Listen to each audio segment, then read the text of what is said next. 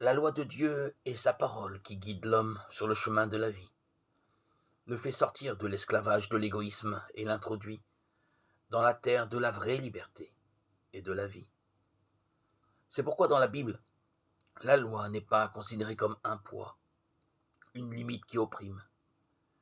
mais comme le don le plus précieux du Seigneur, le témoignage de son amour paternel, de sa volonté de rester proche de son peuple, d'être son allié et d'écrire avec lui une histoire d'amour. Mais lorsque le peuple est établi sur sa terre et qu'il est dépositaire de la loi, il est tenté de placer sa sécurité et sa joie dans quelque chose qui n'est pas plus de la parole du Seigneur, dans les biens, le pouvoir et d'autres divinités, qui en réalité sont vaines, qui sont des idoles. Certes, la loi de Dieu reste, mais elle a cessé d'être la chose la plus importante, la règle de la vie. Elle devient plutôt un revêtement, une couverture, pendant que la vie suit d'autres voies,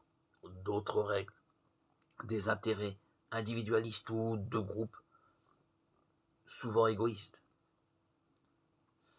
Et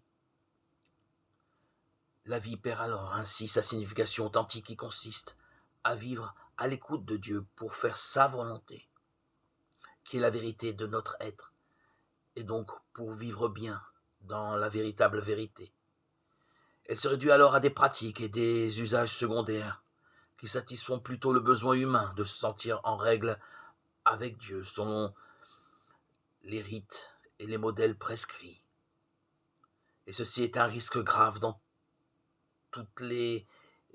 religions que Jésus a rencontrées à son époque, mais que l'on peut aussi retrouver encore aujourd'hui dans le judaïsme, malheureusement aussi dans la chrétienté.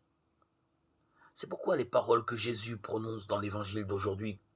contre les scribes et les pharisiens doivent nous faire réfléchir, nous aussi,